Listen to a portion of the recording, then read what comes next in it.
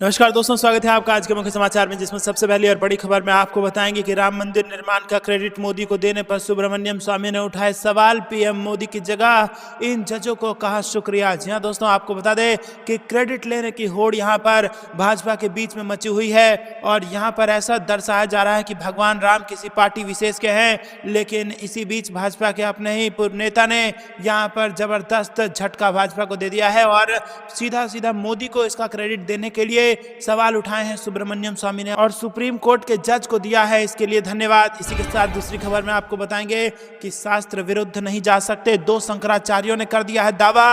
राम मंदिर उद्घाटन में हो रहा है नियमों का उल्लंघन और इसी के साथ बताए कई तथ्य। जी हाँ दोस्तों, यहाँ पर एक तरीके से पॉलिटिकल इवेंट मनाए जाने की यहाँ पर आरोप लग रहे हैं। राम मंदिर के जो प्राण प्रतिष्ठा होनी है 22 तारीख को, उसको एक पॉलिटिकल कलर दिया जा रहा है, ऐसे आरोप लग रहे हैं। इसी बीच 2 शंकराचार्यों ने ऐसा दावा किया है जिसके बाद भाजपा के पैरों तले जमीन खिसक चुकी है। शंकराचार्यों ने कहा है कि शास्त्र के विरोध में नहीं जा सकते, राम मंदिर उद्घाटन में नियमों का उल्लंघन हो रहा है। जी हां दोस्तों, ये बड़ा आरोप लगाया गया है। क्या पूरी खबर आपको जरूर बताएंगे। इसी के साथ खबर में आगे जिक्र होगा कि ये 7 करोड़ कन्नड़ लोगों का है अपमान। कर्नाटक की झांकी शामिल न होने पर केंद्र सरकार पर बरसे कर्नाटक के मुख्यमंत्री सिद्धरामैया। इसी के साथ आगे खबर में जिक्र होगा कि दार्जिलिंग में गरमाया बाहरी वर्सेस स्थानीय का मुद्दा। बीजेपी विधायक ने अपने ही पार्टी को दे डाली चेतावनी और खबर में आगे ये भी बताएंगे कि कांग्रेस की न्याय यात्रा रैली को सशर्त मिल गई है मंजूरी। अभियान छेड़ बोले राहुल गांधी,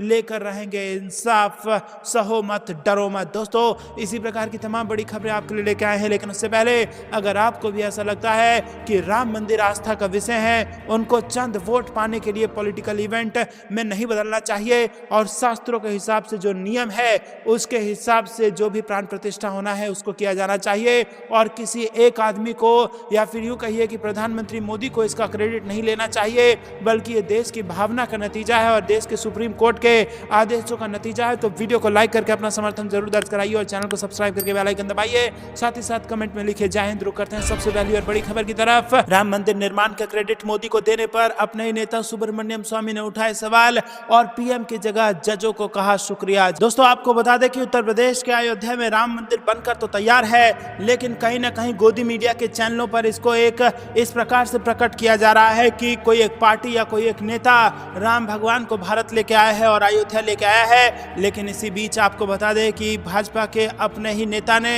यहाँ पर बड़ा सवाल खड़ा कर दिया और जिस प्रकार से भाजपा खुद का महिमा मंडन करके सबको ये बताने में लगी है कि भगवान राम जैसे किसी एक पार्टी की निजी संपत्ति हो, उसको लेकर यहाँ पर तमाम लोगों ने विरोध जताया है, चाहे वो जनता हो या फिर विपक्ष के नेता हो। कहीं ना कहीं इस बात की तरफ इशारा किया जा रहा है कि भगवान राम को कोई पार्टी अपनी बपौती ना समझे। भगवान राम सबके हैं और भगवान राम में सबकी आस्था है। और इसी बीच दोस्तों, विपक्ष के नेता तो लगातार ये कह रहे थे, जनता के बीच में भी इस प्रकार की भावनाएं बन रही थी कि आखिरकार एक पार्टी और एक नेता राम भगवान का ठेका कैसे ले सकता है। और इसी बीच बीजेपी के खुद के नेता सुब्रमण्यम स्वामी ने बड़ा बयान दे दिया है और कह दिया है कि राम जन्मभूमि का मामला जब सुप्रीम कोर्ट में अंत के नजदीक था, तब मोदी ने उसमें देरी करने की कोशिश की थी। जी हाँ दोस्तों, बड़ा खुलासा यहाँ पर कर दिया है सुब्रमण्यम स्वामी ने। कहा है कि जब कोर्ट का फैसला नजदीक आ रहा था, तब उसमें देरी करने की कोशिश मोदी द्वारा की गई थी। और अपने ट्वीट में सुब्रमण्यम स्वामी ने कहा है कि मंदिर के निर्माण के लिए असल में सुप्रीम कोर्ट और तत्कालीन chief justice of India CJI Ranjan Gogoi समेत बाकी जजों को शुक्रिया अदा किया जाना चाहिए। तो दोस्तों, यहाँ पर राजनीतिक मामला यह हो चुका है क्योंकि अपने ही पार्टी के नेता सुब्रमण्यम स्वामी ने सनसनीखेज खुलासा कर दिया है। बीजेपी नेता स्वामी लगातार अपनी ही पार्टी नेताओं के खिलाफ बयानबाजी करते रहे हैं और इस कड़ी में उन्होंने सोशल मीडिया के जरिए स्वामी ने पीएम मोदी पर निशाना साधा। सोशल मीडिया पर उन्होंने 2 ट्वीट राम मंदिर को लेकर किए, जिनमें उन्होंने साफ तौर पर मोदी के खिलाफ बयानबाजी की। और उन्होंने अपनी दूसरी पोस्ट में कहा है कि मोदी ने इस देश में अपनी पोस्ट में कहा है कि मोदी ने इस केस में देरी की कोशिश की थी। ये मामला तब टॉप कोर्ट में निपटने के आसपास था। सरकार ने तब एक याचिका दाखिल की थी जिसमें अयोध्या की सारी भूमि लौटाने के लिए कहा था, जिसके बाद सुप्रीम कोर्ट ने इसे नजरअंदाज किया था और राम मंदिर पर फैसला दिया था, जिसके लिए हमें उन्हें शुक्रिया किया जाना चाहिए और इसके लिए तब के सीजेआई गोगोई और 4 अन्य जजों का भी धन्यवाद। तो दोस्तों, क्या आपको भी ऐसा लगता है कि असली शुक्रिया अदा उस संविधान को करना चाहिए जिसने सुप्रीम कोर्ट जैसी संस्था बनाई और जिसके जजों ने धर्मनिरपेक्षता की भावनाओं को ध्यान में रखते हुए और करोड़ों हिंदुओं की भावनाओं को ध्यान में रखते हुए राम मंदिर बनाए जाने का फैसला दिया। क्या असली श्रेय उनको जाना चाहिए या फिर एक पार्टी और उनके नेता को जाना चाहिए जो इसको कहीं ना कहीं एक ऐसे इवेंट की तरीके से बनाना चाहते हैं जिसको लेकर खुद शंकराचार्य भी विरोध जता रहे हैं? आपको क्या कुछ लगता है दोस्तों, कमेंट में जरूर बताइएगा। वीडियो लाइक नहीं किया तो लाइक जरूर कीजिएगा। रुक करते हैं अगली ब्रेकिंग न्यूज की तरफ, जिसमें आपको बता दें कि शंकराचार्य ने दिया है ऐसा बयान जिसके बाद भाजपा के पैरों तले खिसक चुकी है जमीन। कहा है कि राम मंदिर उद्घाटन में हो रहा है नियमों का उल्लंघन, शास्त्र के विरुद्ध नहीं जा सकते। जी हां दोस्तों, बेहद गंभीर बातें यहां पर कह दी गई हैं शंकराचार्यों द्वारा। अयोध्या में बने राम मंदिर के उद्घाटन को लेकर पूरे देश में जश्न का माहौल जरूर है, लेकिन आपको बता दें कि इसी बीच एक ऐसा बयान सामने आ गया है जिसने भाजपा की नींद उड़ा दी है। दोस्तों आपको बता दें कि स्वामी अविमुक्तेश्वरानंद और स्वामी निश्चलानंद सरस्वती ने मंदिर के उद्घाटन समारोह में शामिल होने से मना कर दिया है। उनका कहना है कि यह कार्यक्रम सनातन धर्म के नियमों को ध्यान में रखकर नहीं किया जा रहा है और शास्त्रों के विरुद्ध नहीं जा सकते, इसीलिए वो समारोह में शामिल नहीं होंगे। स्वामी अविमुक्तेश्वरानंद सरस्वती ने बुधवार को हरिद्वार में साफ कर दिया कि चारों शंकराचार्य राम मंदिर उद्घाटन समारोह में शामिल नहीं होंगे। स्वामी निश्चलानंद सरस्वती ने भी समारोह में शामिल होने से इनकार किया है।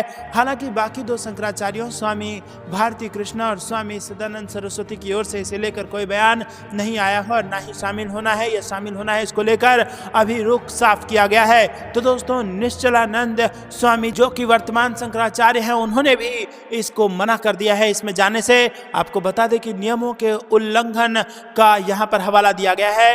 स्वामी अविमुक्तेश्वरानंद उत्तराखंड के ज्योतिष पीठ के शंकराचार्य हैं और उन्होंने कहा है कि 22 जनवरी को अयोध्या में होने जा रहा राम मंदिर उद्घाटन का कार्यक्रम धर्म ग्रंथों और नियमों के विरुद्ध है। उन्होंने कहा कि राम मंदिर का निर्माण कार्य पूरा हुए बिना भगवान राम की प्राण प्रतिष्ठा करना सनातन धर्म के नियमों का पहला उल्लंघन है। स्वामी अविमुक्तेश्वरानंद ने कहा है कि इसके लिए कोई जल्दबाजी नहीं होनी चाहिए। जी हाँ दोस्तों, आखिरकार ये जल्दबाजी है किस बात की? क्या 2024 में लोकसभा चुनाव है और राम भगवान के सहारे भाजपा 2024 के लोकसभा चुनाव में लोगों के आस्था और भावनाओं का फायदा उठाकर उसको वोट में कन्वर्ट करना चाह रही है? क्योंकि ये सनातन नियमों के खिलाफ है, ऐसा खुद शंकराचार्य का कहना है। और उन्होंने कहा है कि जब तक मंदिर का निर्माण कार्य पूरा नहीं हुआ है तब तक भगवान राम की प्राण प्रतिष्ठा करना सनातन धर्म के नियमों का पहला उल्लंघन है। और दोस्तों इसी के साथ आपको बता दें कि शास्त्रों के विरोध में वो नहीं जा सकते, इसीलिए उन्होंने प्राण प्रतिष्ठा समारोह से किनारा बना लिया है। और दोस्तों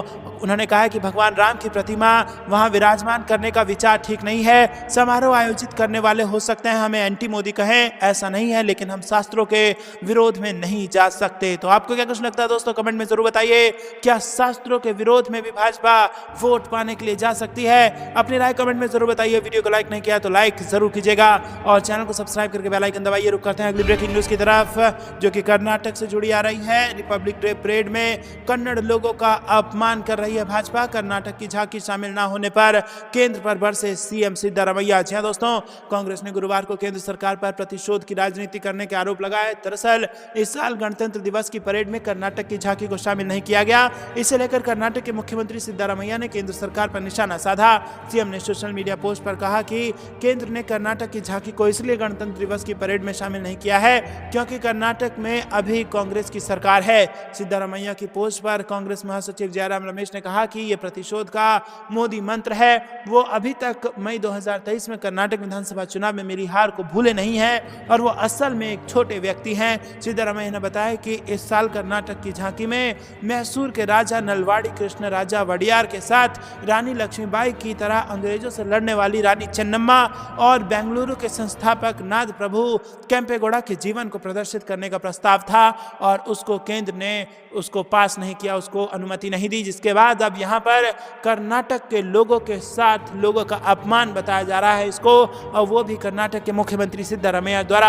आप इस खबर को कैसे देखते हैं कमेंट में जरूर बताइए। वीडियो को लाइक नहीं किया तो लाइक जरूर कीजिएगा। रुक करते हैं ब्रेकिंग न्यूज की तरफ। दार्जिलिंग में गरमाया बाहरी वर्सेस स्थानीय का मुद्दा, बीजेपी विधायक ने अपनी ही पार्टी को दे डाली चेतावनी। जी हाँ दोस्तों, दार्जिलिंग हिल से बीजेपी विधायक ने बुधवार को पार्टी नेतृत्व को चेतावनी दी कि अगर बीजेपी किसी बाहरी व्यक्ति को यहां से अपना उम्मीदवार बनाती है तो उन्हें आगामी लोकसभा चुनाव स्वतंत्र रूप से लड़ने के लिए मजबूर होना पड़ेगा। दोस्तों आपको बता दें कि बीजेपी विधायक विष्णु प्रसाद शर्मा ने ये बयान दिया और भाजपा विधायक ने यहाँ पर अलग गोरखालैंड राज्य के निर्माण के वो मुखर समर्थक रहे हैं। बीजेपी दार्जिलिंग लोकसभा सीट पर 2009 से जीतती आ रही है। रुक करते हैं अगली ब्रेकिंग न्यूज की तरफ। कांग्रेस की न्याय यात्रा रैली को सशर्त मंजूरी, अभियान छेड़ बोले राहुल गांधी, लेकर रहेंगे इंसाफ, सहो मत डरो मत। जी हाँ दोस्तों, आपको बता दें कि कांग्रेस की भारत जोड़ो न्याय यात्रा को नॉर्थ ईस्ट के मणिपुर में सशर्त मंजूरी मिलने के बाद पार्टी के पूर्व अध्यक्ष राहुल गांधी ने शुक्रवार को भारत जोड़ो यात्रा के तहत लोगों को न्याय योद्धा बनाने के लिए अभियान छेड़ा है। जी हाँ दोस्तों, लगातार आपको हम बता दें कि जब से अडानी का मामला उछला है और जब से सदन में उन्होंने अडानी का नाम खुलकर लेना चाहा, उसके बाद उनकी सदस्यता भी रद्द हो गई और उसके बाद जब उन्होंने भारत जोड़ो यात्रा निकाला तो वो लगातार बोलते आए हैं कि मैं गांधी हूं, मैं माफी नहीं मांगूंगा और ना ही मैं किसी से डरने वाला हूं। मैं भारत जोड़ो यात्रा चलाकर देश में नफरत खत्म करके मोहब्बत की दुकान खोलूंगा। और इसी के साथ अब आपको बता दें कि भारत जोड़ो यात्रा जो पहला था वो जिस हिसाब से सफल हुआ था, उसके बाद अब भारत जोड़ो न्याय यात्रा, जिसको भारत जोड़ो यात्रा 2.0 भी कहा जा रहा है, वो भी शुरू हो चुकी है। और यहाँ पर आपको बता दें कि मंजूरी को लेकर के अटकलें लगाई जा रही थी। मामला फंसा हुआ था कि आखिरकार मणिपुर से जहां से यहां पर शुरू करना है भारत जोड़ो यात्रा या फिर यूं कहिए कि न्याय यात्रा को, उसको शुरू करने की अनुमति मिलेगी कि नहीं, उसको लेकर अब आपको बता दें कि सशर्त अनुमति मिल गई है। कांग्रेस इस यात्रा को मणिपुर के इम्फाल से निकालना चाहती थी पर इसे पैलेस ग्राउंड से करने की मंजूरी नहीं दी गई। पार्टी ने दावा किया कि राज्य सरकार डर गई थी। तो दोस्तों यहां पर आपको बता दें कि सहो मत और डरो मत का नारा फिर से राहुल गांधी ने दिया है। तो आपको भी क्या ऐसा लगता है कि सहो मत और डरो मत? तो वीडियो को लाइक जरूर कीजिए और कमेंट में अपनी राय लिखिए। रुक करते हैं अगली ब्रेकिंग न्यूज की तरफ। भारत मुक्ति मोर्चा के कार्यकर्ताओं ने दिया धरना, लगाए ईवीएम हटाओ लोकतंत्र बचाओ के नारे। जी हाँ दोस्तों, आपको बता दें कि देश में एक बार फिर ईवीएम को लेकर आंदोलन शुरू हो गया है। भारत मुक्ति मोर्चा के आह्वान पर बुधवार को देश के 567 जिलों में ईवीएम को हटाने की मांग को लेकर प्रदर्शन किया गया। इसी क्रम में झुंझुनू कलेक्ट्रेट पर भी भारत मुक्ति मोर्चा कार्यकर्ताओं ने प्रदेश महासचिव जगदेव सिंह के नेतृत्व में धरना देकर जिला कलेक्टर को ज्ञापन दिया। इस दौरान ईवीएम हटाओ लोकतंत्र बचाओ के नारे भी लगाए गए। रुक करते हैं ब्रेकिंग न्यूज की तरफ। हिट एंड रन कानून के विरोध में फिर सड़कों पर उतरे ट्रक ड्राइवर, पटना गया हाईवे पर लग गया लंबा जाम। जी हां दोस्तों, केंद्र सरकार के हिट एंड रन कानून का विरोध फिर से शुरू हो गया है।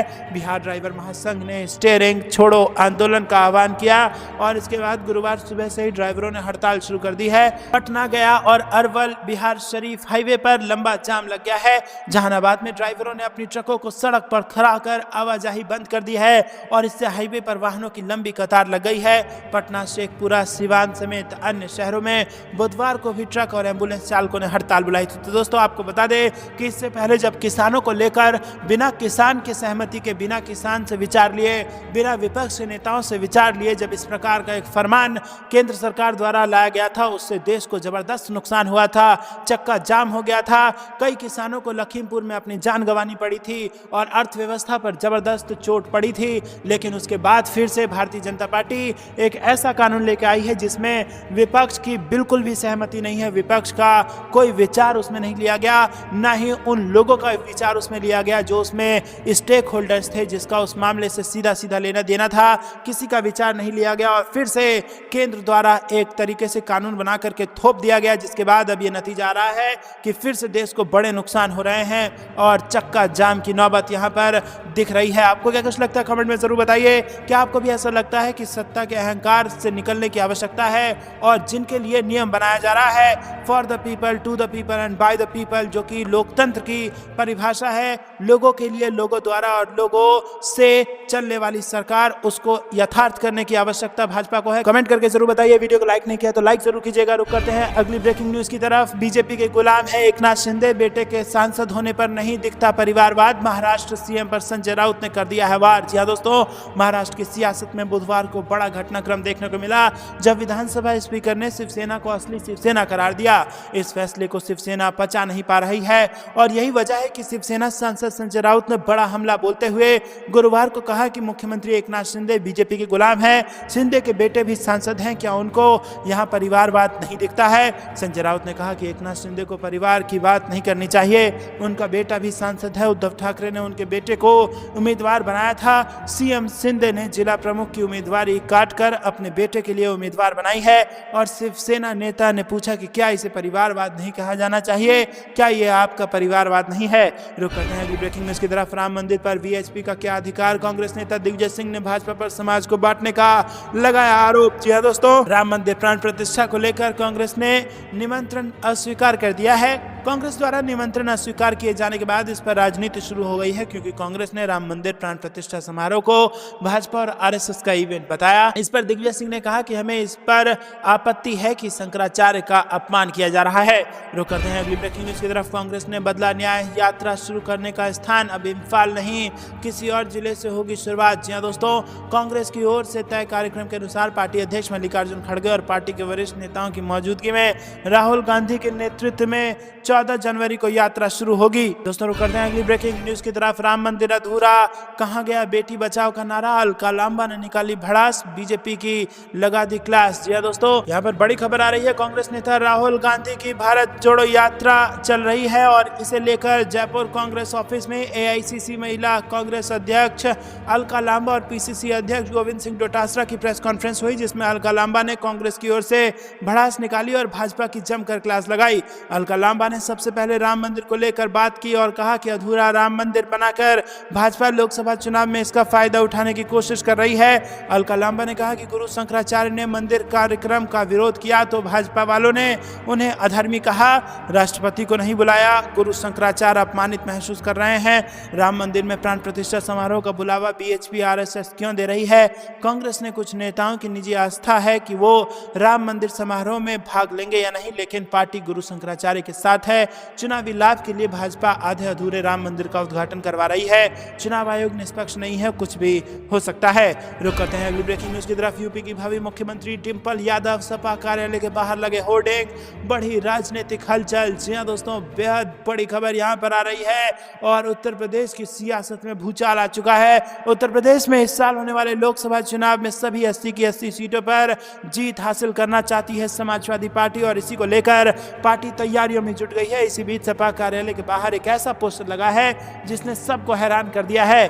दरअसल इस पोस्टर में सपा के प्रमुख अखिलेश यादव की पत्नी और मैनपुरी से सांसद डिंपल यादव को उत्तर प्रदेश का भावी मुख्यमंत्री बताया गया है, जिसके बाद ये होर्डिंग चर्चा का विषय बना हुआ है। और दोस्तों, समझने वाली बात यह है कि अगर सांसद डिंपल यादव उत्तर प्रदेश में भावी मुख्यमंत्री की दावेदार हो गई तो क्या अखिलेश यादव केंद्र की राजनीति में अपने आप को प्रधानमंत्री का दावेदार बताएंगे?